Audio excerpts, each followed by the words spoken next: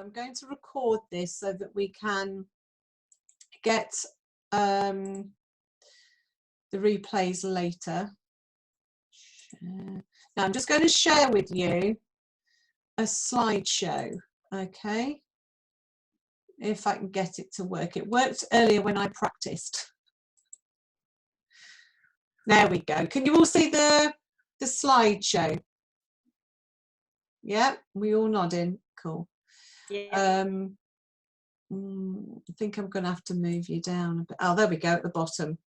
So, okay, this is about surviving and thriving in these uncertain times. Now, nobody could predict that, you know, we were going to be living through or going through whatever this whole virus thing is. One of those things that nobody knew, nobody could predict was going to happen.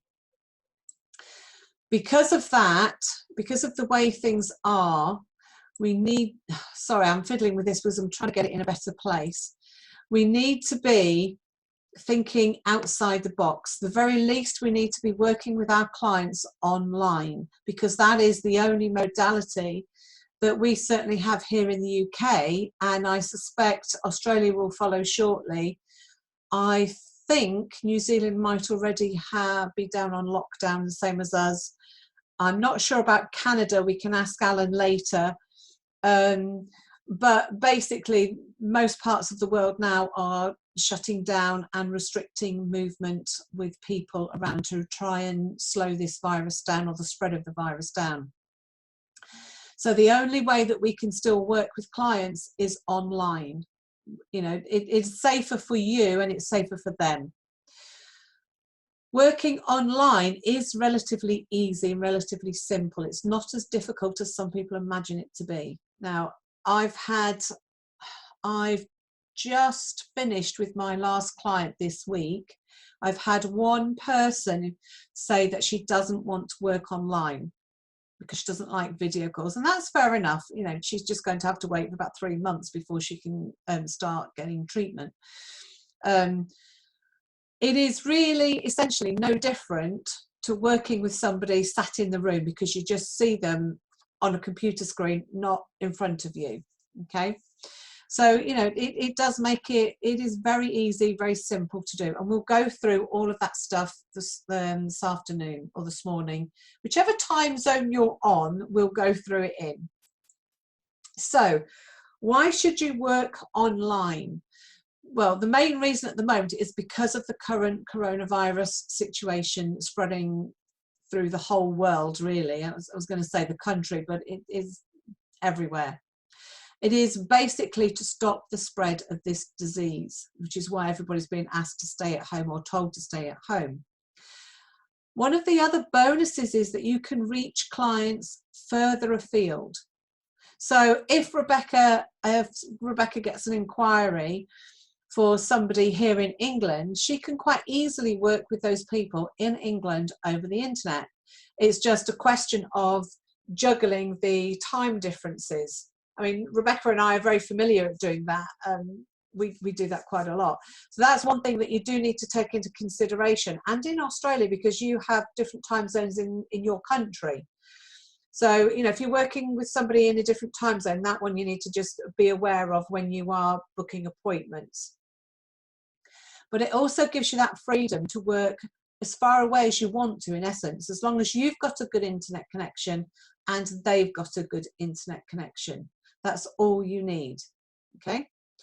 It is easy to do. Once the client's done it the first time and they've logged on and they can see you, you can hear them, they can hear you, they can see you, you can do the same with them, then that's the hardest bit done.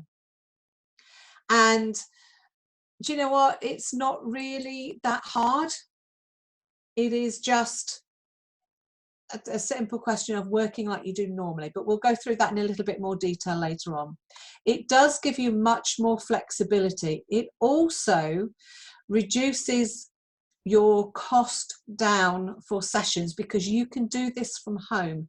All you need is a room to yourself, like a little office room or a bedroom, where you can sit in confidence and work with your clients. So it cuts your costs down massively.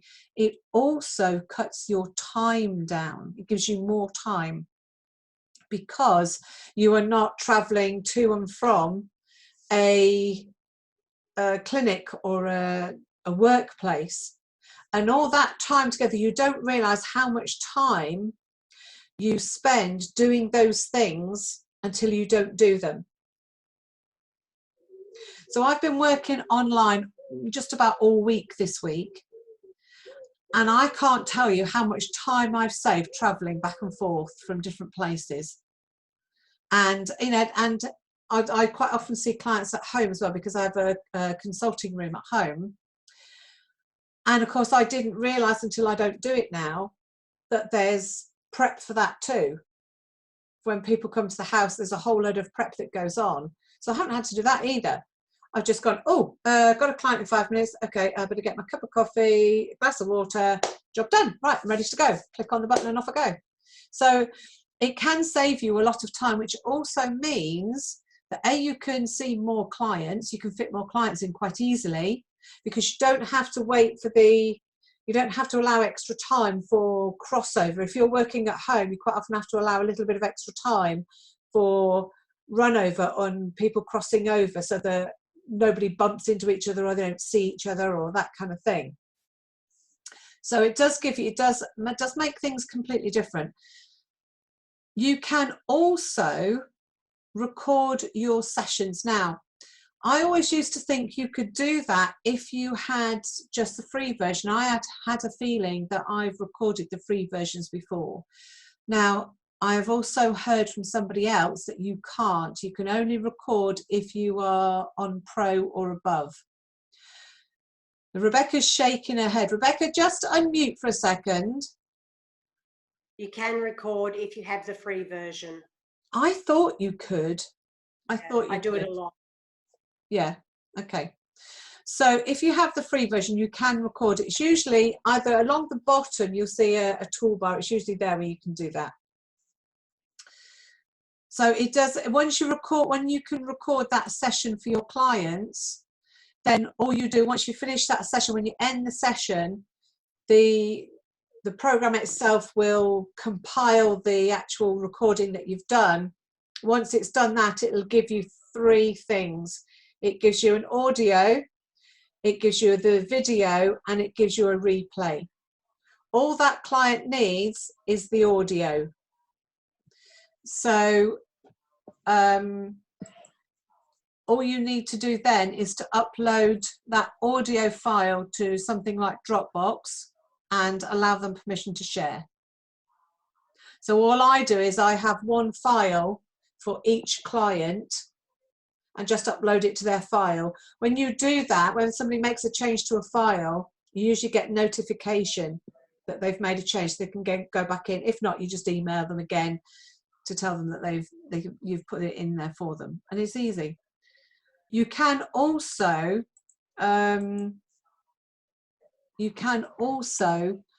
use platforms like WeTransfer to share audio files, and that again is free up to 2 gigabytes. That's one I've used quite a lot. The only problem with that is sharing audio files, or sharing any files really, only allows you 7 days.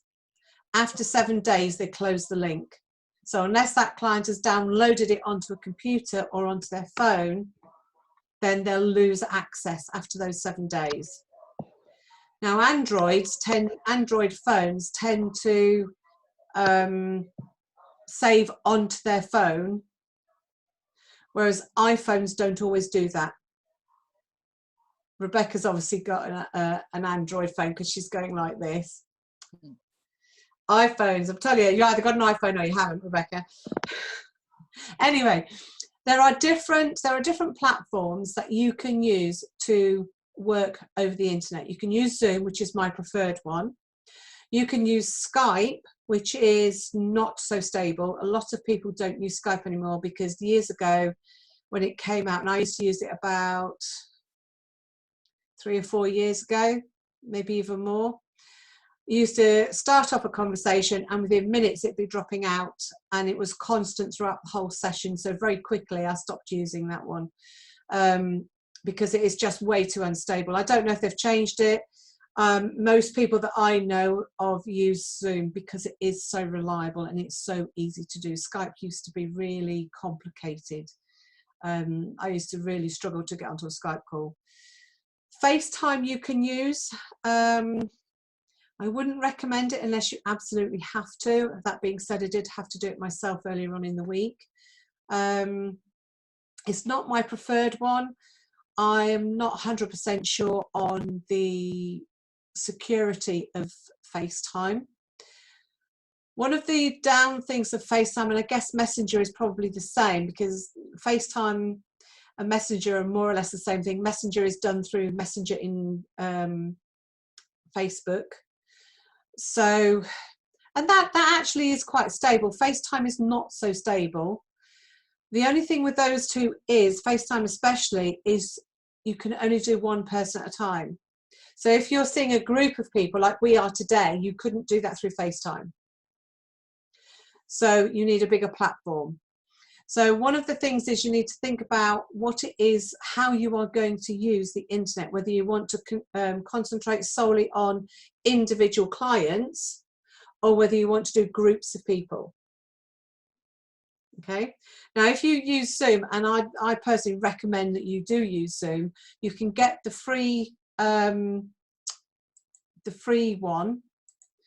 Oh, blow. No, go back.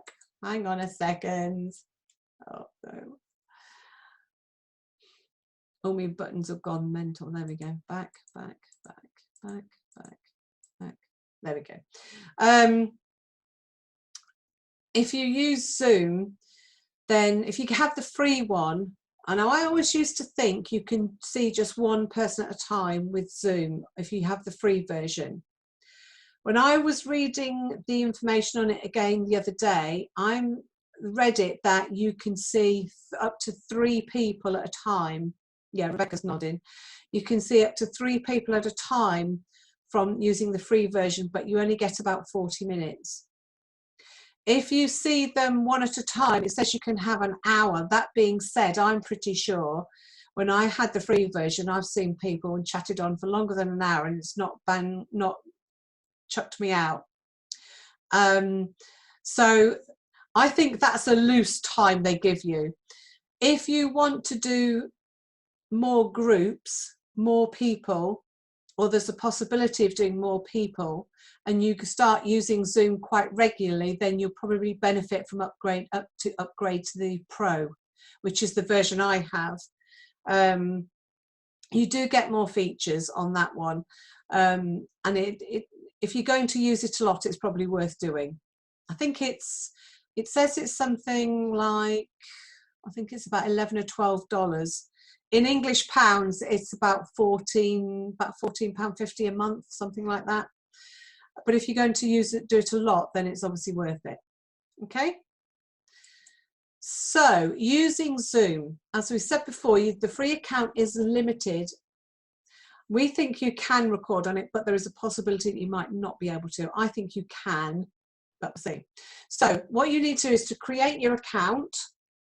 I'm assuming that we're going to go to the point from where you've created your account. What do you do next? So when you've created your account and you want to schedule a meeting, you go to, when you log in, you'll see across the top, you can see up here, this is the next page. Up here, you've got a toolbar similar, and it'll say, sorry, here it will say, my account, join a meeting, schedule a meeting. You click on my account. And you need to remember that you are the host or the organizer of that meeting, okay? So when you click on my account, you get taken to this page. Let's see if I can move these pictures because they're going to be in the way. Okay, you get taken to this page here. Now, you need to go to schedule a meeting at the top up there. When you click on my account, give it a few seconds because this will all change. You've got to wait till it's all loaded up, because if you click on schedule a meeting, it'll first appear here and then a few seconds later it'll jump to there as join the meeting gets added. So if you're not careful, you'll end up clicking on join the meeting.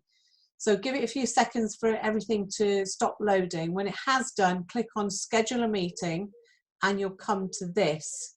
Okay, this is the form you get. It's very simple to do. All you do then is click on my meeting, delete that and type in the person's name or what you're going to call the meeting. So for instance, this meeting was called, what did I call it? Survive and Thrive. Okay. And that's all you need to do. If you want to put a description in there, you can do. I never ever do, but that's probably because I'm a bit lazy like that. When I'm usually setting up a meeting, it's usually because I've got about 2 minutes to do it, because I'll need to do something else or I'm in the middle of doing something. So you don't need to do that. Here is where you pick the date. Okay, so you can schedule these in advance. You don't need to do it just for today. I sat down and did all mine, must have been a couple of days ago, and I had a whole list of scheduled appointments to last me over to the end of the week, really, or to the end of today. Once you've put in the correct date, now remember, this comes up in American because Zoom is an American company. So it has the month first and then the date. Now in the UK, we have to remember that because we do it the other way round. And then the next box is your time. Okay, so you click on that, you get a drop down menu and you click on whatever time you want. Make sure you've got AM or PM correct, and it is your time because you are the host, so it's got to be in your time.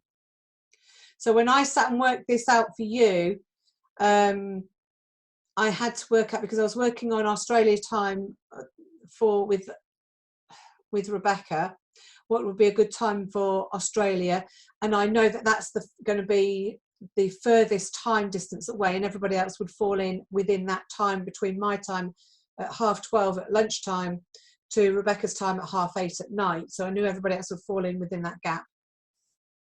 So it has to be your time zone, whatever time zone you're on. Okay. That being said, down here you need to make sure that this bit, time zone, is set to your time zone. Okay. The duration of the meeting, an hour. I rarely change that, to be perfectly honest. I rarely change it. That being said, I did the other day when I was recording it, and I was doing a whole day thing, so I changed that to about 5 or 6 hours. Okay, so everybody understand that so far? Yeah, if there's any questions, just make a note and we'll stop and talk about that at the end. Once I've been through this bit, we'll have time for questions later. Is that okay? Yeah? Okay. Oh, there it is.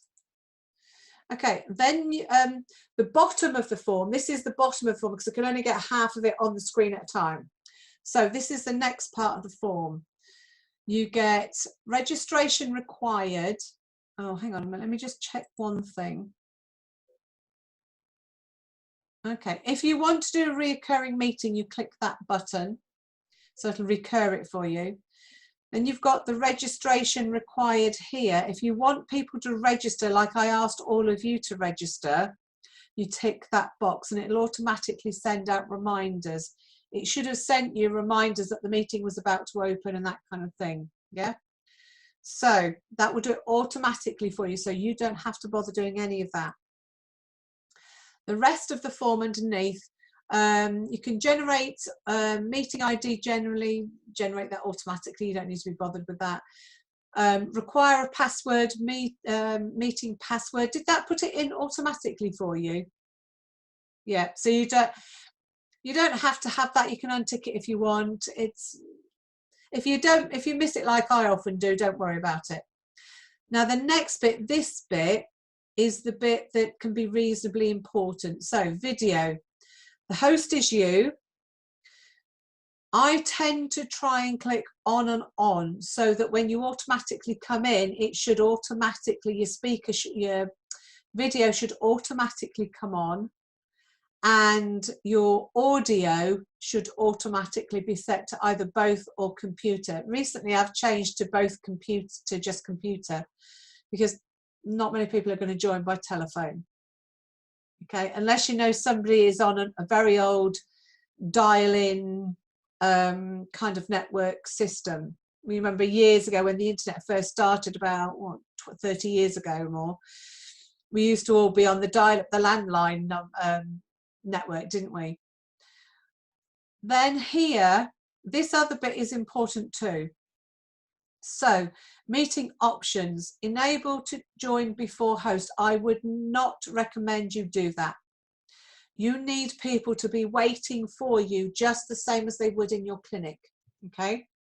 So that basically, if somebody comes in and you're just finishing off a call with somebody else, they can wait.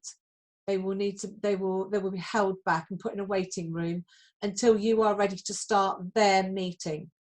Okay, does that make sense? Yeah. You can automatically mute people on entry. Big meetings, it might be advantageous to do that. I don't do it very often, but sometimes it might be worth doing that. That's the where's it gone? That's the enable the waiting room. So tick that box and people will be put in a waiting room for you. I don't generally do that one. Only authenticated users can join. Record the meeting automatically. Now you can do that, and occasionally I do that. If I'm working with clients, I don't, because as soon as you click start meeting, it will start recording. So all the bit, you'll get all the bit from the beginning recorded for you. So when you first join in, everybody's saying hi, or they're making alterations to the microphone or the video, and you'll get all of that stuff that happens before you're actually ready to sit down and start doing the crucial bit, the work. Now that's okay if that's okay for you, or if you can then edit it out, which is why I don't generally do it, because I don't have the program at the moment to edit video. Not that I'm aware of. Actually, I may very well have it on my computer and just not know about it. So what I tend to do is record it manually. Now that tends to have, that can be a little precarious at times if you forget to do it, and I've done that before where I've forgotten to press the record button. And then when you remember, you then have to go back and do it all over again. The joys of technology. But you know, it's up to you. It's your choice what suits you best. Once you've done that, yep, we've done that, we've got that one. You get the save, you come to the save button at the bottom. When you're happy with the way you've set the meeting to go, just click save. When you click save, you will be taken to this. This is what will appear, okay? So what you need to do, you can do one of two things here. You can copy the invitation, and that will then you automatically go into your email and just paste it into there. Now you will get a big long invitation like that with several different links in it. Okay, there's the that link, which is for computer like we're doing now. There's another link for a different type of thing, I can't remember what it is, and there's another link for telephone, and there's a lot of writing. Okay, now I don't do that anymore because it can be very confusing for those people that haven't used Zoom before, that are not familiar with it. All I do is just get my little cursor on there, and I highlight, oh God, I've done it now, hang on.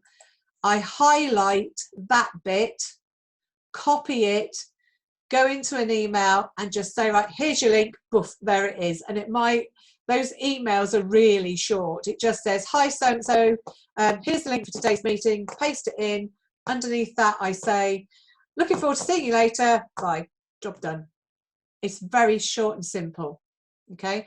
But what it does do is it cuts down on confusion and which one do I click on that one? Do I click on that one? Do I click on that one? It makes it really simple. So that's how I do it. You know, you have to work out what's going to work best for you. Okay? Is everybody with me so far? Yep.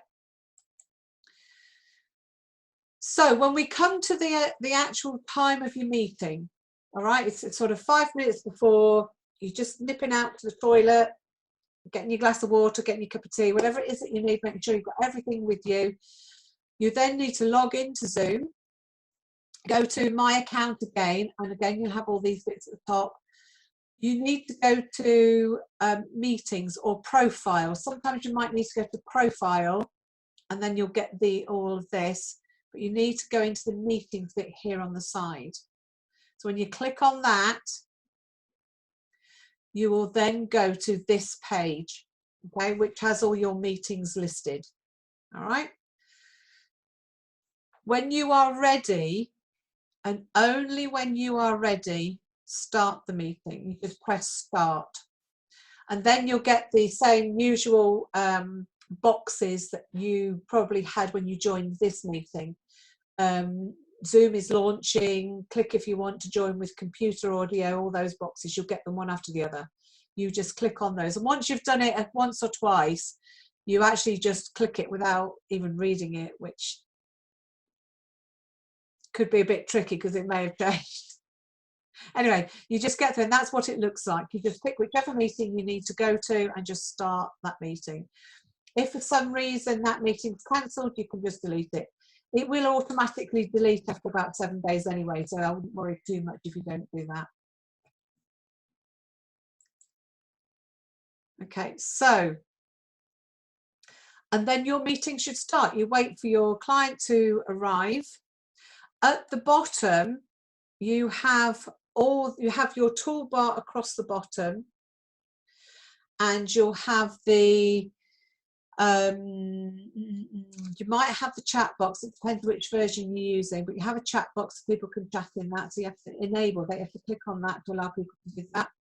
You might have the share box with the free version. I can't remember. Certainly with the pro you do, which is where you can share things like this slide show that I'm doing with you now. You have that. You have the record. That's the bit you need, the record. You click on the record, and then that will automatically record. Now, if you're doing a long session, like a couple of hours or more, and you need to have a break, then you just press that pause button. On mine, it's at the top. Can you see on my computer, it's at the top? Can you see that? Yeah, that's because I'm showing the slides. Normally, it's at the bottom. So that's where you can share slides from, but you have to do it through a PowerPoint, and you have to open the PowerPoint before you start the meeting. Okay, that tells you how many people are on the call, so you know we're there. There's your video, there's the mute. Okay, so going into the session itself with a client, obviously you've spoken to the client, you've agreed that you're going to do this online, and they're happy with that. Being practical, you need to take payment before the session starts, unless you are confident and you know that person, you're not worried, you know that once you send it's finished and you're going to send them an invoice, they'll pay it, that's fine. That is a personal choice. You also need to send them, if they are new clients that you've not worked with before, you need to send their initial or their intake forms before, a day or two before the session is due to commence, because you need them to fill them in just as they would do in your clinic. They need to fill them in and send them back to you. So they need to fill them in and email them back to you so that you can print them off and you've got them in their folder. Okay, this is for your own insurance purposes and your own safety. Okay, if there is anything that you are not sure about on that form any questions that they've answered that you want more clarification of, then I suggest you get in touch with them before the meeting to just clarify a couple of points. Okay? Send the invite out. Now, when you send the invite out, depending on what time of day that... Can't hear you, love. You can't hear me? Sorry, I can. Sorry, beg your pardon. Yeah. Okay. If you... depends on what time of day their session is scheduled for. I normally send invites out first thing in the morning. And when I say first thing, I mean 7 o'clock in the morning, or maybe earlier, but usually around about 7, because there's one very good reason for this. I know, and so do you, how many emails people get every single day into their inbox. If you send that out too early, it is going to get lost in amongst all those millions of emails that magically appear in your inbox every day, which is why I leave it to the day of their appointment and then send it out so that it doesn't get lost. Okay, it's a practical reason. It's something that I've learnt over time that is a good thing to do, because people do get bombarded so much with emails these days. That's why I do that. You have to keep confidentiality and safety in mind at all times, just as you do when people come and see you face to face. The other thing you need to do is to make sure that you have a good internet connection and the person that you are working with has a good internet connection. Okay. In my experience, parts of Australia, I think it's working this kind of distance can be a little bit dodgy now and again, but it depends where the person is in that particular country that you're working with. If where they're working from in that country, or they're living from in that country, the internet connection is not great, then you have to give it a try. So don't be afraid to say to a client, I'll tell you what, let's just have a quick test the day before, the night before, to make sure that we know what we're doing, so that when we go into a proper consultation, we are hitting the ground running. We're not wasting any time. We just know what we're doing. The client's all set up. You can do that. There's nothing to stop you from doing that at all. You know, you can iron out a few things then as well if you want to. I've done it before. It was actually quite handy. I don't actually do it now, but I have done it before. It allowed me to work out that actually I couldn't work with that person because their internet connection was so unreliable, it was going to be counterproductive to do so. So it may have its benefits. So going back slightly to the confidentiality, actually no, I'm going to touch on that on the next slide. So your backup plan, you need, when you're working with the internet, you need to have a backup plan. You need to know what you're going to do if your client drops out. Okay, now you need to make sure that your internet is stable. At the moment, everybody's internet is a little unstable, but the rule of thumb is you are the host of the meeting. So if somebody drops out, if a client freezes and they can't work with you, they need to rejoin using the email that you sent them earlier with that meeting on, because if you drop out and cancel the meeting, to carry on working with that client, you've got to start the whole process again. So you will have to go back and reschedule another meeting for now, copy and paste it, send them the email, and then wait for them to rejoin that way. And you may not have the time to do that. Okay, so make sure that your client has your contact number with them. You have your phone with you and they have theirs, so that if you need to, if there's any problems, you can call the client or the client can call you and you can talk them through whatever it is that's the issue. And quite often, the issue boils down to the microphone not working or the video not working. So you have to guide them to the bottom where they can unmute, both the video and the microphone because you need to see them. There are some people that work over the phone. It's not something I would do, and it's not something that I've done. I personally like to see the client. I like to see how they are relaxing. I like to see those visual cues from their physical body, because that tells you an awful lot of information. So make sure both parties have got contact phone numbers and phones by their side so that if there is an issue, they can call you. If they freeze, when you're having that initial consultation, when you're having that consultation part, that talk, the pre-talk at the beginning of a session, if they freeze, just stop what you're saying until they unfreeze. They may tell you that you've frozen, so you might be able to hear them rather than see them. Okay, if that's the case, then you just have to wait for a moment, or you know, if they can hear you, you can carry on talking until your video catches up. Okay, if they freeze, you just have to pause for a second until they unfreeze, and they will do. They'll unfreeze, and then go back over what it was that you just said before you lose the thread. Okay.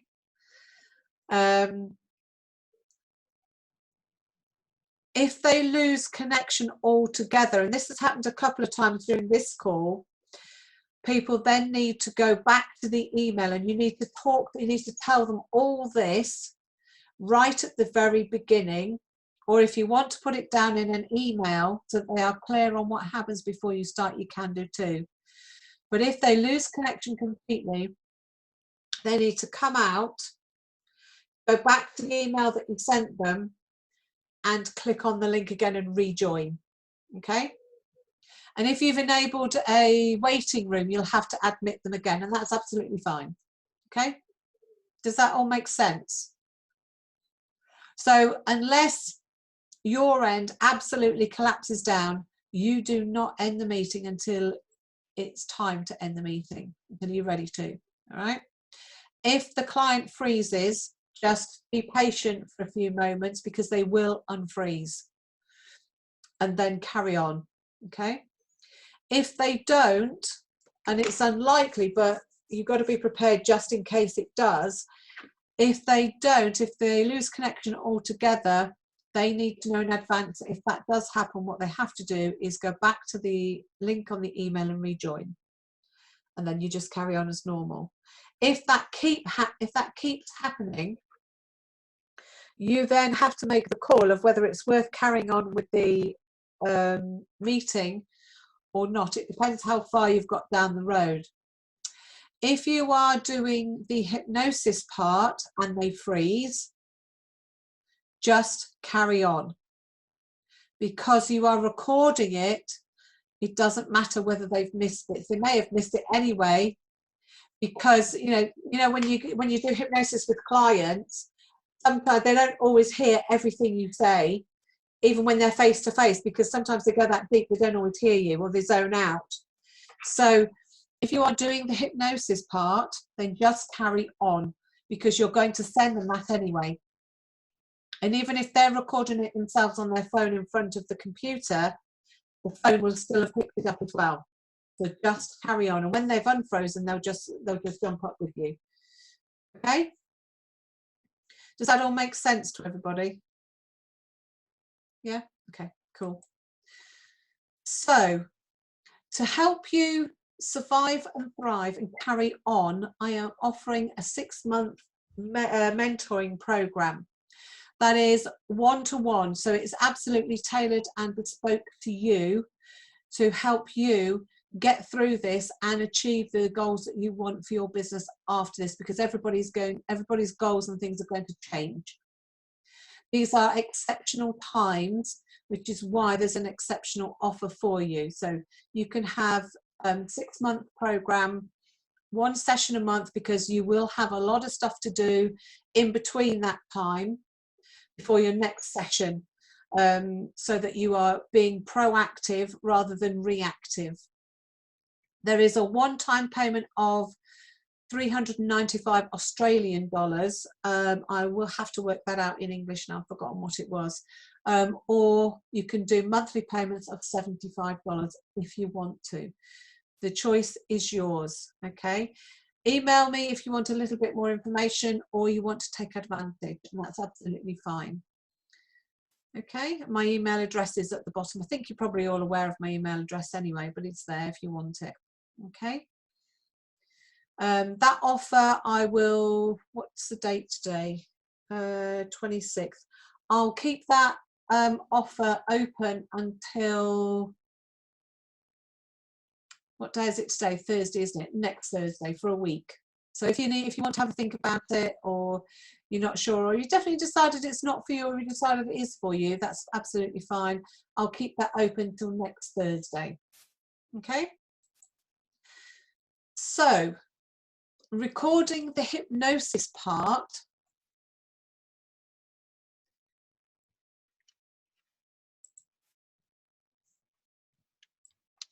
I just realised I can open the chat box. What a twit. Let me just have a quick look. Yep, share is available with a free version. Thank you, Rebecca. Yes, that's important, Alan. Tell the client not to have their computer on automatic sleep if it's not used for 10 minutes. Yep, you're absolutely right. It needs, I didn't realise people still actually did that. Yes, and plugged into the battery. Yes, that's a good point, Rebecca. Make sure people have got there. If they're using a laptop, make sure it's plugged into the battery because you don't want it going flat. Yeah, my email address is there. Oh, my email address was wrong. Which it might have been. You might have had the. You might have had the Pebbles hypnotherapy one. No worries. Thank you, Rebecca. I'll just minimize that so we can see the thing. So, all I do is I don't record the whole of the session. I only record the hypnosis part. Once you start recording, don't stop it until you've completely finished. Because what the computer will do is then start to compile it, and you can only compile it once you've ended the meeting. So it's the hypnosis bit that's the bit that you want them to listen to again and again between sessions. So it's just the hypnosis bit that I personally record, because I don't really necessarily think, unless you want to record the whole session. Because what they'll have to do when they're going to listen to the recording is they'll have to either sit and watch the whole thing until they get to that bit, or they'll have to try and fast forward to that bit if they can. So just record the hypnosis part for them, and then you can send just the audio files. Remember I said to you right at the beginning, when you do that, you get 3 files. You get the audio, you get the video, and you get the replay. So just send them that audio file. Obviously give it a name, rename it to their name so you know whose it is, and then upload it to something like Dropbox and send it to them so that they can then have their copy. If they are recording it on their phone, and this is what I've been doing this week, I've got them to get their phone to get onto the app, and the app, I mean the voice, oh, hang on. I mean the voice memo app. Oh, darn it. Hang on. I mean the voice memo app. Now, this is on an iPhone. On Androids, it looks slightly differently. It still has that wiggly line. I think it's either a red box with a white wiggly line or a white box with a red wiggly line.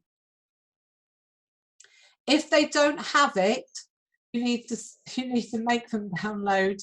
You need to get them to download a voice memo, voice recorder. so that they can do that. And if you're with them face to face, they would need to do that anyway if you're going to record it straight onto their phone. Because if you record straight onto their phone, then they've got that wherever they go, they have got that recording, that backup, and there is no excuse then that they can't listen to it, they didn't have it with them, or that kind of thing. Yes, make sure no other programs are running at the same time, because that will slow internet down. You're absolutely right. Yes, Rebecca says it's red and white, the voice recorder on Android. Okay, so that's cool. And I get mine, what I've been doing this week is I've been getting mine to go into the voice recorder and just press play and put their phone near the speaker, whether it's an iPad, the one I did earlier was an iPad, or a computer, put it near the speaker and just let it run. And then afterwards, when we finish, I say to them,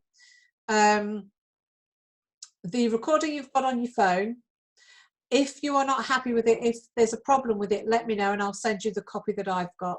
But make sure that you have a copy too, just in case. And it was lucky that I did that, because I did a Skype call on Tuesday, not a Skype call, a Zoom call on Tuesday with a client. And hers had to be through FaceTime. She was the FaceTime one. And I recorded it on my phone, luckily. I recorded it on my phone. I got her to record it on her phone. And I also recorded it on a little Zoom recorder. And I've no idea why I actually decided to record it on my phone as well, because I thought, well, I've got it on my Zoom, I should be all right. But for some reason, I recorded it on my phone as well. When I went back and checked the Zoom recorder, because I was going to send it to her, all I had was a for 20 minutes. So if I hadn't have done it on my phone, I'd have been completely messed up with that. But I think that was just because it was FaceTime. Everyone else that I've done through Zoom, there's been absolutely no problem at all. So that's something worth remembering. Before you go into hypnosis, check with the client that they feel safe. So one of the things that you can do as part of the induction is to make sure, or just before you start the induction, when they sit down, make sure they're comfortable. Get them to check that if they are in the house or the flat, wherever they live by themselves, that their doors are locked and secure so that nobody can walk in. Because you want them to be able to relax knowing that they are safe and secure. So you need to go and do these practical checks. If they are in a house with other people, you need to make sure that they are in a room by themselves where they're not going to be disturbed and they feel safe in that room. They feel safe, that they know that whoever else is in the family, they're not to be disturbed unless there's an absolute emergency. Okay? So, and also you can introduce that as part of the induction. Okay? Make sure that you can see the client. You need to really see their head, their chest, and their hands if possible. Especially if you have it in your mind to do something where you need to see indications like fingers twitching, that kind of thing, where you need to get a reaction. Remind them what to do if they lose connection before you go into hypnosis. So just remind them that if they lose connection while you're in hypnosis, that's absolutely fine. They can just remain in that lovely, calm, relaxed state, because you'll carry on recording. The connection should come back. If, however, the connection doesn't come back and they can't hear you, then they'll automatically come out of hypnosis and rejoin the session and pick up from where, but you need to carry on. Once you start doing the hypnosis part, you need to carry on. Okay? As part of the induction, again, tell them that if emergencies occur, they'll immediately open their eyes and then deal with the emergency in a calm and appropriate manner. And then if it's appropriate, if they choose to, they'll be able to go straight back into hypnosis really easily, really quickly. But if they choose to, okay, because it may be that they've decided that they're not going to go back into hypnosis. They're just going to carry on with the rest of their day, but you carry on recording until you finish the hypnosis part, because that's what you need them to get out of it. Okay. Now, this goes back to something on one of the first slides about confidentiality. You and your client need to use headphones or earphones, because for me, it's about being overheard. So if you have headphones on, only one side of the conversation can be heard, or has the potential to be heard by an outsider. Okay, now that is not very likely to happen, because you are going to be sat in a room like you are now, not being disturbed by anybody, because this is your room, the door's shut, you're secure, everybody knows you're working, and they're all staying away. Okay. However, you don't necessarily know that that might be the case with your client. So if they've got earphones in, what you're saying to them is going directly to them and nobody else. Okay. Equally, they've got headphones in. What they're saying comes directly to you and nobody else. Should anybody be passing by your door, if you're in a clinic or you're in a place where other people might be, nobody else is going to hear what they are saying either. Do you see what I mean? That makes it much as secure as you can possibly make it. It also cuts down on any noises that happen in the background that we cannot control. Like sometimes I have, where I work from now is at the back here, somebody does woodwork every now and again. She gets out an electric planing thing and she spends hours planing. I can't do anything about that other than make sure I've got all the windows closed. So having the headphones on cuts down on that background noise that we can't always control. Dogs barking, cats meowing. I did one yesterday, and obviously I hadn't secured the cat enough downstairs, and she came wandering in and she sat, and I can, you can see something at the corner of your eye, and this meow started. I've got the client on the screen, back, lovely. She wanders in, so I'm leaning over trying to stroke her to keep her quiet, because I didn't want to get up and shifty her out, because I've got the client right where I want her.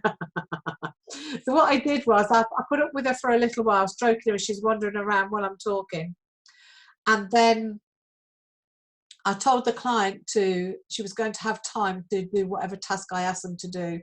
And then very quietly took the headphones off, chewed the cat out, nipped her downstairs, shut her in the kitchen and shut the door, and then I had to come back up and sneakily put my headphones on. So she probably had a bit longer in the quiet than she would normally have had. So make sure that you secure cats and dogs if you can.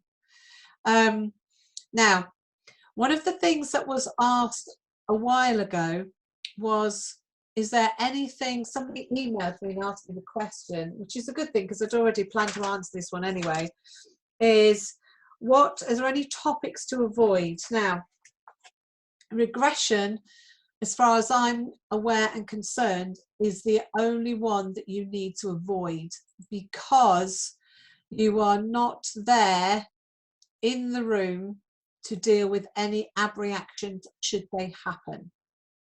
Okay, you are taking them back possibly to an uncomfortable time, and then maybe there is that chance of abreactions with things like regression. So that is the one that I would recommend you do not do over the internet. Okay, does everybody understand that? Yes. As far as in my experience, and as far as I'm aware from talking to other people who use Zoom a lot, that is the only one that they avoid doing. But then again, when we say to our clients, remember when you were, when was a lovely summer's day. That again is in some respects partly regression because you're taking them back to another time. In that context, it's a bit different. When we're doing things like PTSD, fears, phobias, those kinds of things, we're taking them back quite often to an uncomfortable time. So my advice is not to do regression with those at all. But just bear in mind when we do things like inductions and we say, oh, remember that lovely summer day, that is technically it can be called a regression, but it's not really. I've never had a problem with doing that little bit, but if I'm doing it seriously as an intervention, then no. Okay, I'm just going to look at your questions here.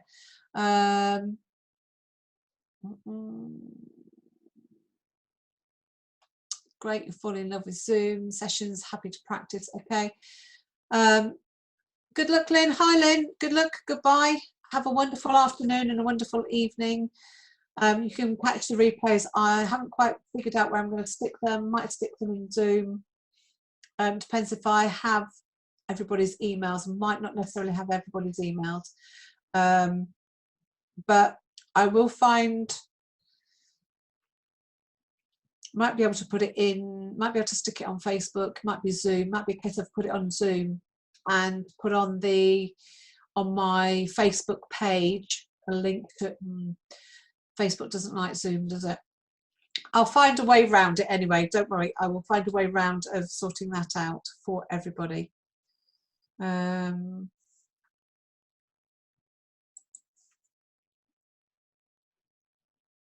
lost my button down the bottom. It's not. Oh, there it is. Okay. Now, marketing. This is where we need to be out of the box thinking. You know, these are completely unheard of times. Nobody knows what's going to happen. You know, nobody's been here before. We're all in this unusual boat together. So because it is so unusual, we need to really start thinking outside of the box. How else can you use this kind of a platform? What else can you use this for? You know, it might be that you want to start doing things like group meetings with people. You might want to do group weight loss, for instance. That one with women is not generally a straightforward thing, but it may be that you just do basic weight loss with those people. And if there's anybody that you're identifying has got serious issues, take them to one side and say, look, yeah, I think perhaps you benefit from individual sessions, and you know, we can do this for a little bit more, or whatever you feel is appropriate. But you could do it for that. You could do it for stress and anxiety. You could do, because those can be complicated issues, but also they can be general issues that you can do. You could do something completely different as a group. What are the people in the area you live in, what are they looking for right now? What do they need? What do they want?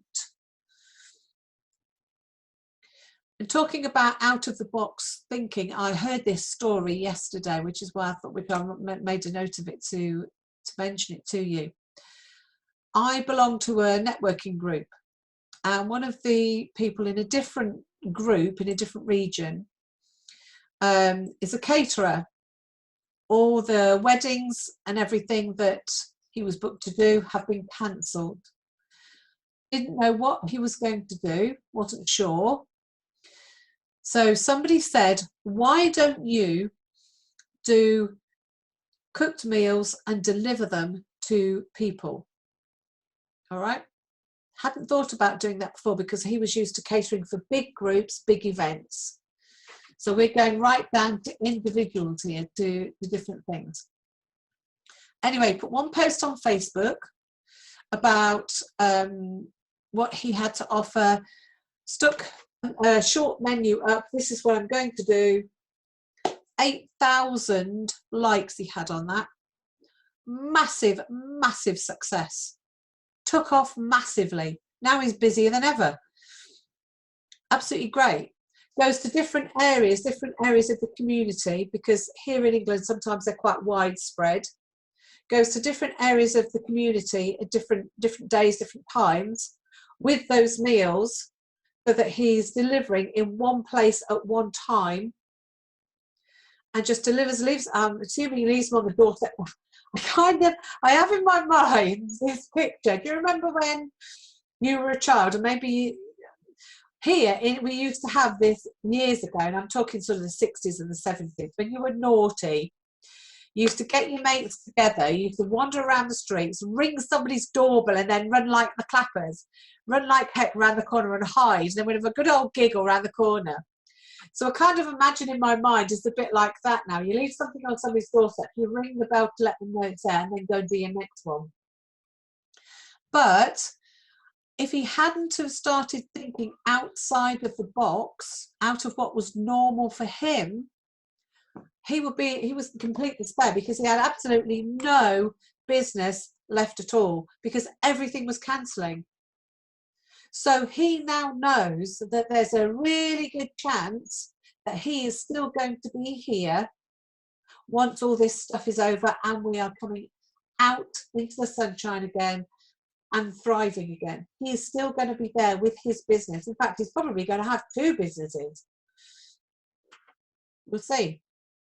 So that's what I mean by thinking outside of the box. We're used to doing just the normal one-on-one sessions with clients, and maybe group sessions for some of you, but what else can you do? How else can you help those people in your community? What else are they looking for? What do they need right now? What do they want right now? My guess is it's probably reassurance and calming down. Because anxiety and stress levels are an all-time high for a lot of people, especially those people that suffer with anxiety anyway. So how can you reach those groups in your community, those vulnerable groups in your community? On Facebook, there's quite a lot of these what's going on groups for individual towns, individual places. So it may be that in your area there's a vulnerable what's going on community, or what's going on in this community page. If there isn't, create one, start one. If there is not one in your page, or even if there is, start one. Start another community page in your area, so that you have somewhere where you can say to people, give them tips, give them advice, give them help, so that when they think, I actually need to work with somebody on this, then your name comes to the forefront. It's about making sure that you are aware and easily accessible when people suddenly go, yeah, I need to do something about this. I know where to go. I can go to Marion. I know exactly where I'll find her. She's usually on that what's going on in Perth page. I know where to get her from. So they go there. It's about making yourself as accessible as possible. It's also, the more you do that, the more you become seen as a leader in your area. Make sure that everybody knows that you can do sessions via the internet, via video call. It is no different to sitting with them in front of you in your clinic rooms. It's just that you can wear your pajamas underneath. As long as the top's okay, we're good. They don't know, and you don't know that either. I sat at a meeting yesterday morning for 2 hours in my pajama bottoms. I had a lovely top on the top and my pajama bottoms. And you know how good that felt? I felt a bit like a naughty schoolgirl. But it was good though, because it feels that inner rebellion. But what I'm saying is it's more comfortable. It can be more comfortable for people. You know, you can get access to people like with agoraphobia, for instance. because they don't have to come to you in your clinic. So start thinking out of the normal realms that you normally think in. What else can I do for these people? How else can I help them? What else do they want? What do they need right now? It might be that you just set up a chat group where people can come and have a chat, can come and just chat. I know somebody else has set up a pub quiz on a Friday night over Zoom. Stick them into breakout rooms. Now, to do that, I think you need to have the pro version, the first paid for version. But they stick them into breakout rooms. Run through all the questions into their little groups, which you can organise quite easily. They have a whale of a time. So it could be that you do something like that. Okay, so start thinking extraordinary, because this is extraordinary times. Use social media and the press, the local press, as much as you possibly can. The local press, even though they print things, will still do stuff online too. People will still be buying papers when they're allowed to go out and buy their shopping, because people still have to go and get the food. Even if they're ordering it in, they'll still order the paper with it. So think about those two options too. Don't forget about those clients that you've had in the past and those existing ones that you currently have. Make sure that you contact them. If you're not doing already, start sending them regular monthly or twice monthly or weekly newsletters. In these times, I would say just to touch base with them a little bit more often than you normally do, just to reassure them, because they'll probably need reassurance too, that you are still there, that they can get sessions with you. If they want to have sessions with you, they can still do that, but it's just going to be over a video call, which is no real difference to what they're used to. Okay?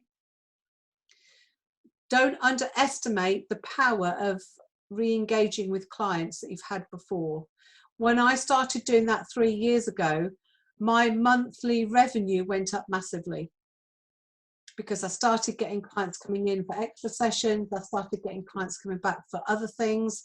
They started to refer me on to their friends, their family, because they realized I was still there. If they don't hear from you, they think that you're no longer doing it anymore.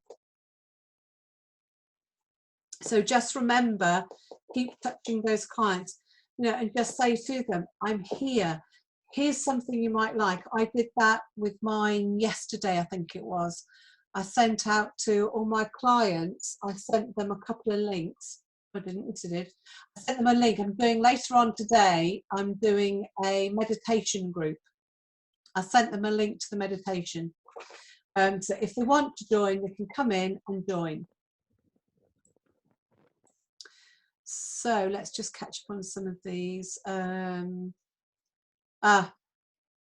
Lynn's got terrible connections, that's a shame. Okay, good. Please, you're enjoying the information, Alan.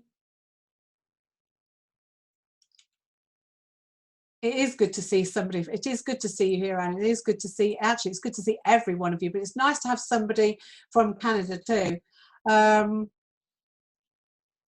Okay, see you later, Jacqueline. Oh, camera's not working, never mind. Can you pause when you are recording? Now, Alan, I just unmute Alan.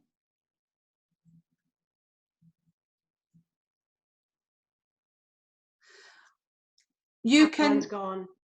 Oh, it's gone. I thought he had. Never mind. You can pause. You can pause yourself when you are doing a recording for clients. You can just behave exactly as the same as you would if they were sat in front of you. Okay, when you're recording.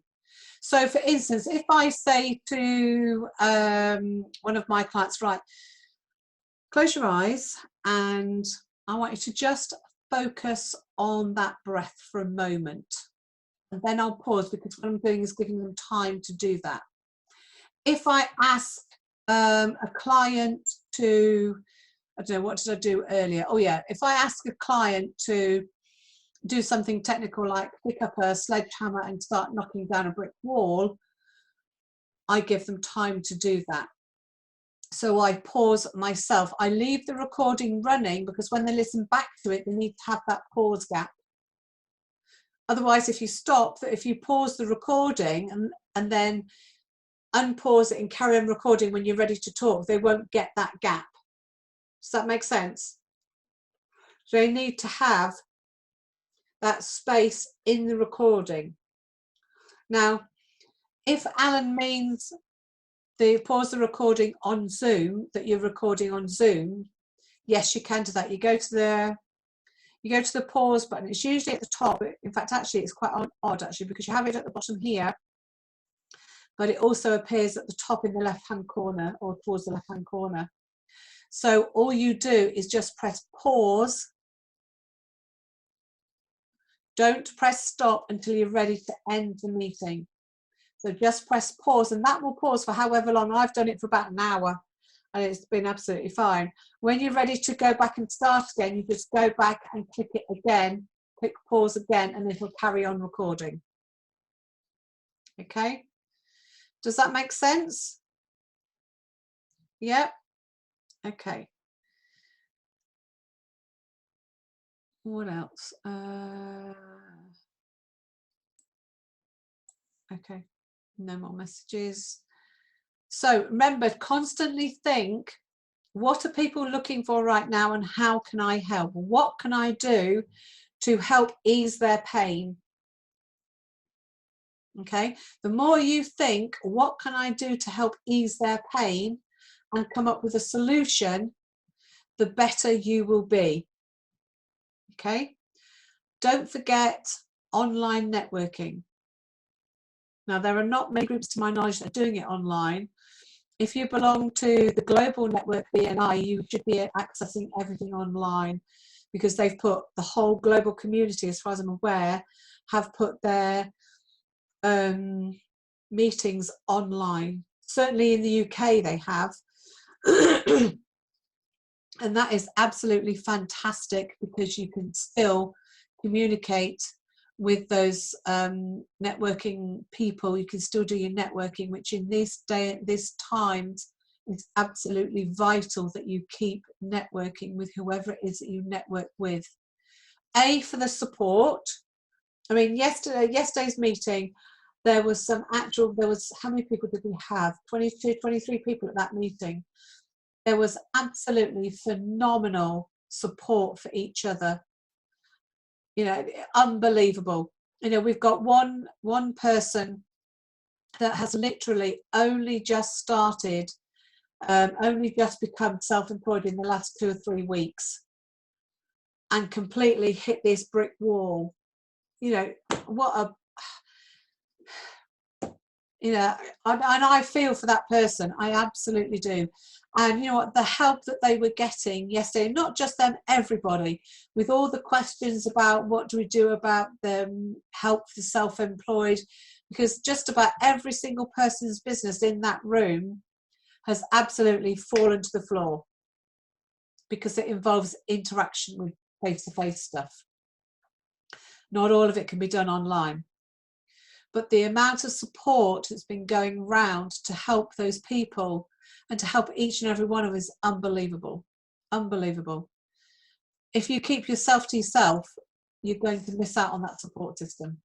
So do think about finding some way of networking, whether it's you start your own networking group for therapists or people that you want to connect with. Maybe you look around and there isn't anything that you can do like that. So start your own group of people that could be good referral partners for you, not necessarily other hypnotherapists, but other people that could be good referral partners, like beauty therapists, like nail people, chiropractors, all those kinds of people. They can't actually see clients right now, but you've got to think about the future here. This is a future one. So getting to know those people and building up a good relationship with that group of people is not necessarily going to pay you any dividends now. It might do, you don't know. It may very well do, but you don't know. But when we all return to a different normality, where we can all go out and about again, where we can go and get a massage, where we can go and see the chiropractor, we can go and get our nails done. If you've built up that relationship with those people, when they start working again, that's when it's going to pay off massively, because they are likely meeting those clients that are your clients too. Yeah? Does that make sense to everybody? Yeah? So that is another way that you can start to proof yourself for the future, by making sure that you take these steps. Keep in touch with your clients. Start doing that regularly. Whatever it is that you do, make sure you do consistently, regularly, at certain days, certain times if necessary. Because people get used to the routine. They get used to, like my clients, they know at, now it's strange this, I've got to remember myself now because it's so long since I've actually done it myself. They know either the last Sunday of the month or the first Sunday of the month, I can't remember, that they will get an email from me. Just a general newsletter with a little bit of information on it. Often I stick a freebie in for them. Whatever it is, sometimes it's a bit of research that I've found, something I think they might find interesting, whatever it is that I think they might like, I stick on there. And I send it out to them. Well, I actually don't send it out to them. I have a wonderful assistant called Tracy, who every now and again I'll go, there's the newsletter, which probably in my verbalness considers more often than not of about that much. And Tracy makes it that much, and makes it look wonderful. So, cool. Pleased you're enjoying it, Sharon. We'll catch up with you later. Good to see you. So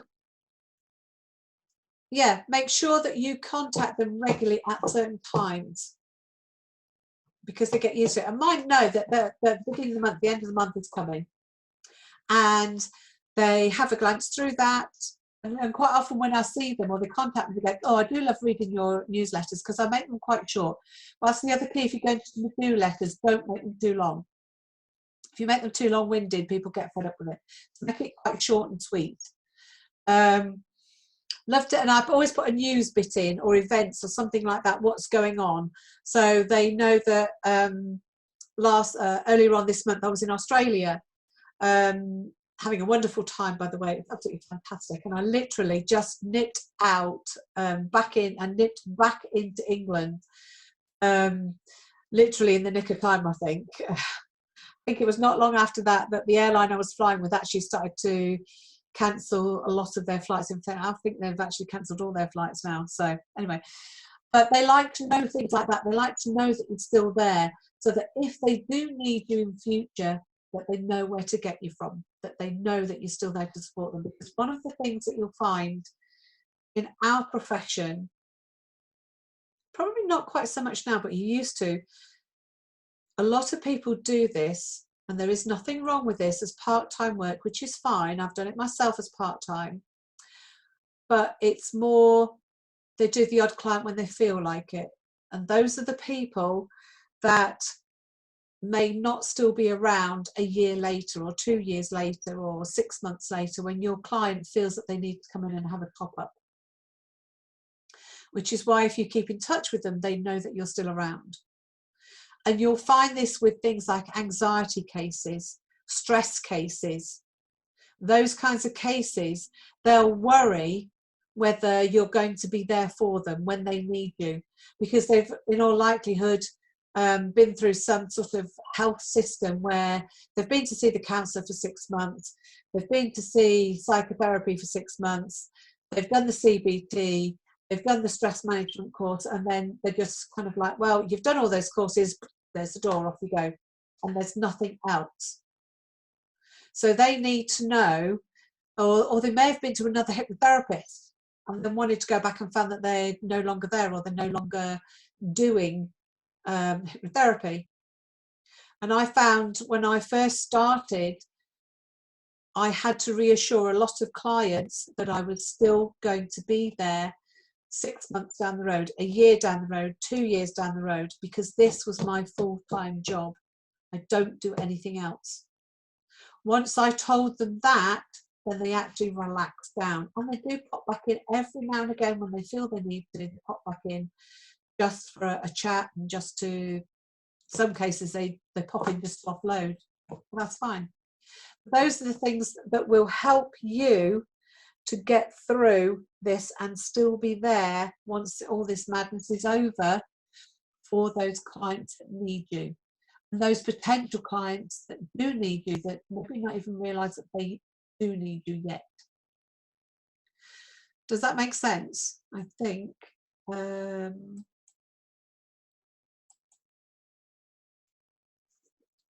keep working. Now, what I mean by that is not necessarily, I don't generally mean keep working with clients, that's a given. If you can still work with clients, then do so.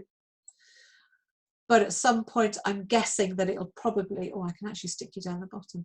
At some point, I'm guessing that clients will likely dry up somewhat, because people will start holding on to their money. Okay. But most importantly, what I mean by keep working is, just because you don't have any clients doesn't mean you can't be doing something to let those clients know that you are still there, that you are planning for what's next, for the future, for the next month, the next couple of months. You can still be doing all of that. Plan ahead. At the moment, my business coach actually advised me to only plan a month ahead, which is probably quite good at the moment because things are so uncertain. So I would pass the same advice on to you. I would only plan for this next month. What do you want to achieve? What do you want to do between now and the end of April? And that means, you know, how are you going to make sure that people still know that you're there? What are you going to do over social media? What are you going to talk about over social media? Are you going to talk about anxiety still? Are you going to talk about anxiety and something else? Maybe fear of flying I wouldn't talk about just yet, because nobody's flying anywhere, so I wouldn't do that one. You may want to talk about weight loss. You know, you've got your cupboard full of toilet rolls, you've got your kitchen full of pasta and rice and chocolate and cake, because it's all disappeared at the supermarket, so it must be somewhere. It may be that you want to talk about something else completely. Maybe you've seen an article in the news and you want to talk about that. So plan what it is that you're going to talk about, you're going to do. Whether it's a video, a short video that you're going to post on Facebook or LinkedIn or Twitter, whatever social media you use, or whether it's going to be just a written thing. But bear in mind, people are more engaged with a video. Okay, people are more engaged with video than if they have a whole load of writing, no picture, they'll just scroll past that and won't even see it. So tiny little bit of writing, picture or video, or find a funny thing. I often do a funny thing on a Monday and a Friday, like a funny video or something ridiculous, or a picture, a funny picture with a caption on it that's hilarious. Well, I think it's hilarious. Something like that to lighten the mood, you know. And now people expect that on a Monday and a Friday. So it has to happen every week. It has to happen on a Monday or Friday. There has to be something, yay, it's Friday, or yeah, oh my God, it's Monday again. Where did that happen? Kind of thing. But keep in touch, be present. Wherever you are, be present. Keep in touch with your clients, as we just talked about, and be creative. What else can you do? What hidden talent do you have that you've forgotten about that you can utilize? Maybe you can play an instrument. Maybe you just video yourself playing a short piece of music and put it on the internet. People need calm. Things like music calm people down. One of the things I did when I was in Australia, we were right on the Gold Coast, which was absolutely fantastic. We were in Surfers Paradise. And Rebecca used to come with me as well. We used to go onto the beach, and I stood, in fact, this might have been one time when I was on my own. I actually stood there for a few minutes. I like to get up really early, so it was the sunrise. I stood there and just videoed the waves coming in and out and the sound, because it was really quiet. And I just posted that on Facebook because I felt at the time people just needed that little bit of calm. And I got a lot of reaction to that because that was exactly what people needed at that time. So try and be aware of what people are wanting and needing right now. Make sure that you are still here in 3 months' time. Those small gains, those small extra bits you do every single day for your business, whether you've got clients or not, are going to build up. It's a bit like compound interest. If you think in banking terms, compound interest means that you get a little tiny bit every day.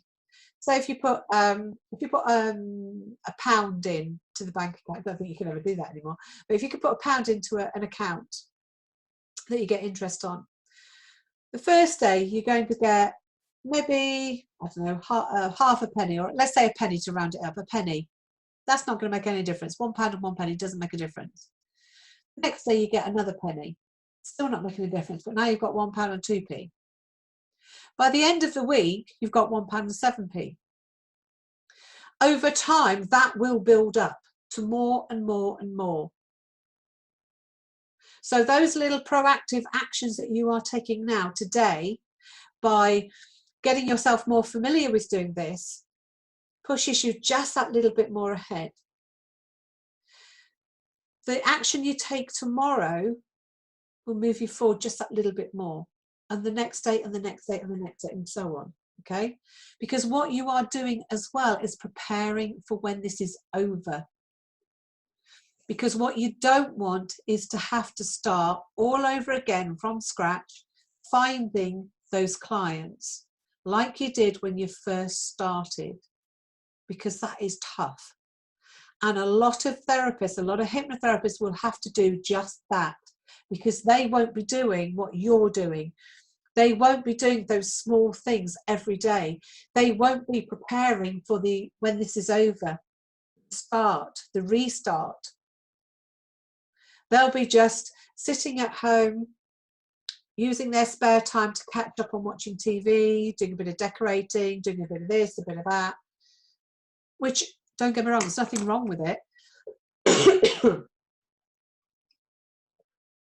But it's just not preparing you for when this is over. Does that make sense to everybody? Because when this is over, there's going to be more people than ever that need people like you to help them get over whatever it is that they've gone through. I'm also thinking there's going to be a lot of OCD cases when this is over, a lot of stress, anxiety, a lot of fears that need to be sorted out. And who are they going to go to?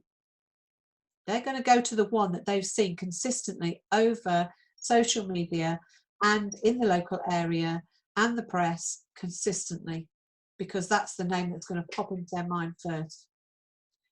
We have, here in England, we have a big furniture store called DFS. Don't even know what DFS stands for. It's something furniture store.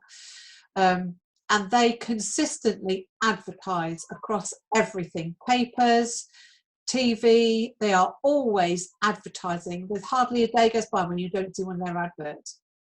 Now, you don't need a sofa every single day. You don't need a sofa every week. You don't need a sofa every year. But when you do need a sofa, the first thing that pops into your mind is DFS, because they've always been there. So that's why it's important that you make sure that you are there. Now, with things like Facebook, I'm not sure, I think you could probably do the same with Twitter and LinkedIn, but I'm not sure. I know with Facebook, you can schedule posts, so you don't have to do it every day. What you need to do is to sit down, allocate one day or a specific time where you're going to sit down and spend an hour or so, or 2 hours, however long it takes, to create 5 or 6 or 7 posts, however many you want, to go out on specific days. You just create the post, click on schedule, select the right time, the right date, and set schedule, and off it goes. And you stack it all up so that no matter what it is that you're doing, those posts are going to go out automatically. Now, there are systems that you can use, like Hootsuite used to be one. I'm pretty sure that one's still going. I think there's a few others where you can do that, and I think it will put it on other platforms too. But there will be programs out there where you can do that, where you can put them all on and go, so it'll do it for you, and that could save you a bit of time. But like I said, keep thinking about what it is that you can do now to help the people in your local community. What do they want? What do they need? What can you do? Think differently. How can you think out of the box? What can you do that you're not doing at the moment, or you don't normally do? Does that make sense to everyone? Okay, if you unmute, then we can have some, oh, hang on, I've lost it. It comes up every now and again, I can't get it back. If you all unmute, I think there's about 8 of us still on the call. If you unmute and wave at me, if you have a question, we can do some questions. I have one. Oh, Alison. Yeah. Do you charge differently for your online sessions?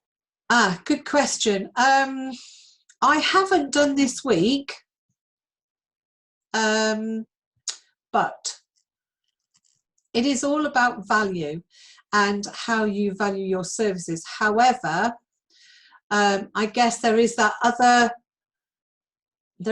point of view that by doing it online, your overheads are massively reduced.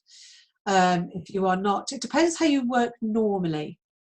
If you normally work from home and you charge something like, I don't know, let's say £60. Around here, the average for hypnosis sessions is £60. So let's use that. If you charge £60 and you work from home and people are happy to pay that, then I would not change that. I'd leave it. If you work from a clinic or a wellbeing centre, you hire a room and you charge something like, let's say you charge £70 or £75 or even £80 when you work from those places. If you feel it appropriate, then you could reduce that cost, but I wouldn't reduce it too much. It kind of answers your question. It depends how you've trained your clients. See, I charge the same. I charge the same for working in the clinic that I work in and from working at home. And nobody's ever argued with me. In fact, I tell a lie. Somebody did about a month or so ago, maybe 2 months ago. It wasn't over that. It was just because they'd seen that the average price for hypnosis around here was £60, and I charged quite a bit more than that. And she asked me if I could reduce my costs. Now, if you ever get those kinds of emails, do not reply straight away. I would leave it to the next day. Okay, you need to sleep on it, and then you need to get back to them, because my initial reaction is usually along the lines of, well, which bit of the therapy do you want me to not do then? That's not really professional to reply like that. So remember, you have to remain professional at all times, which is why I leave it a day before I reply. My reply goes along the lines of my fees or costs. No, not fees, costs, fees. My fees reflect my experience, my expertise, my training, and my standing within the international community. If you are, I appreciate, this is what I did last time, I appreciate that you may need to find a more economical solution for your issue, and that is absolutely fine. I completely understand. Can you please confirm that you do not require this appointment? If they've already booked it, can you please let me know that you do not confirm that you do not need this appointment? That client, the question me, is now one of my best clients. Absolutely singing my praises from the hymn sheet. Absolutely. So, I sat down before I answered and I thought, am I prepared to lose this client? Yes, I am actually, because if she's questioning me on this, then she's going to question me on everything, because it is partly a authority challenge. You have to be the authority here in that relationship. You're the one leading. You have to be the leader. And in psychological terms, what they're actually doing is questioning your authority in some way. They don't realise that's what they're doing, but that's what they are. If I'd have said to her, oh, well, okay, I'm prepared to reduce my costs, my authority in her subconscious would have gone down. And we're not prepared to do that. Okay. If you had offered a special offer, that's a different thing. She now wants to have extra sessions with me. She's gone through a course of treatment, doing brilliantly well, now wants to have extra ones. And I did actually say, well, you know what I'll do is, because this is extraordinary, I'll just reduce your cost a little bit to this amount. And I took about £5 off. It wasn't very much. She was over the moon with that. She was, oh, that's fantastic, that's great. But just remember, when you are working with a client, you are the one in charge. You're the leader. There can only be one hypnotist in the room, and it's got to be you. Can't be anybody else. Sorry, Alison, we kind of waffled on. I'll past your question there. It's fine, thank you. Is there any other questions? Anybody else got another question? No, that was very informative. Thank you very much. Did you find it useful? Yes. Absolutely. Yeah. Very, very great. Very good. Good. Very, very appropriate for the times and changing business and all of that. It's absolutely good. Appropriate. I'm having my first Zoom sundowner on Saturday night. So this is quite appropriate. Excellent. So I can test it out with my friends. Yes. Absolutely. Absolutely. You test it out with them. Use them as guinea pigs.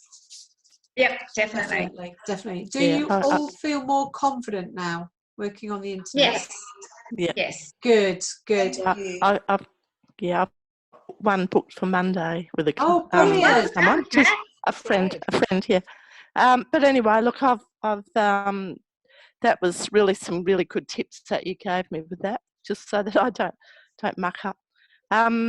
There was one time when I did a Zoom with someone, but something else played in some other program came on. So all I could hear them talking plus my program. Right, okay. And what you need to do... I couldn't turn it off, so... Was it them or was it you? No, it was me. Go to your email. They had organised the session, but something else came up so I could hear them. But this other, I couldn't actually find where this had come on my computer. It was really weird. Right, it was. I had to log right out.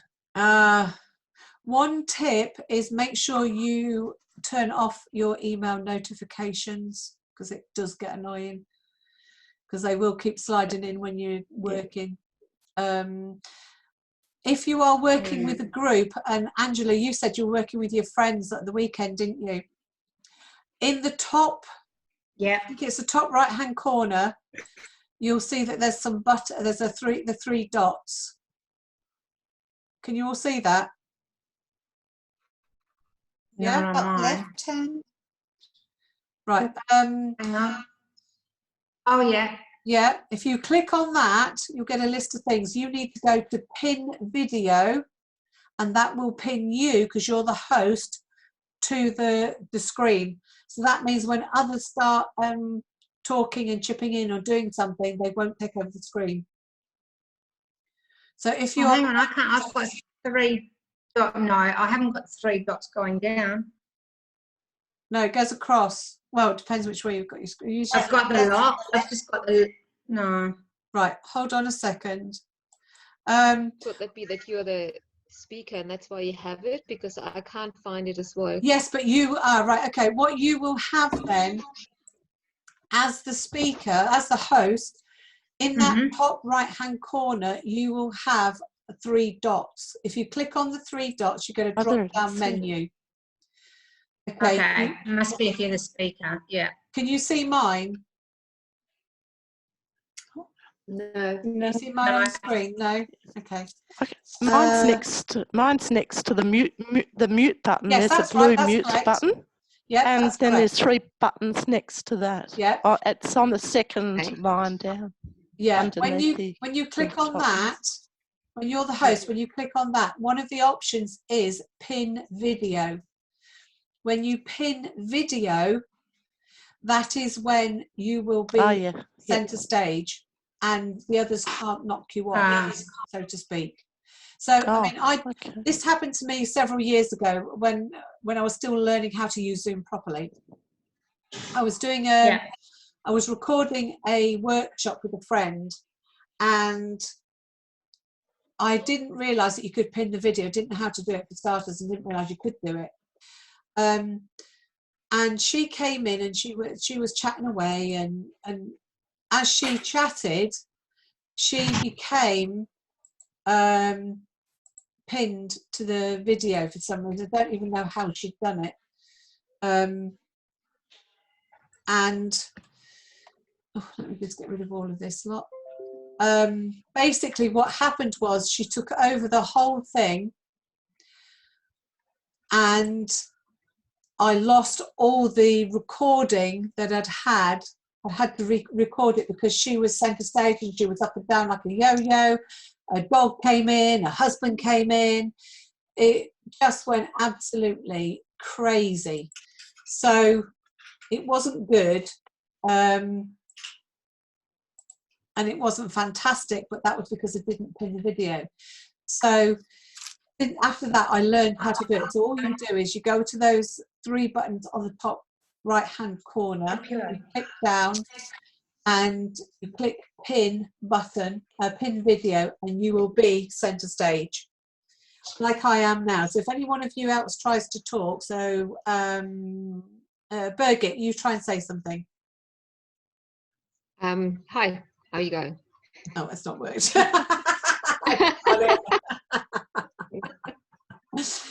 Oh well, I love it when a plan comes together.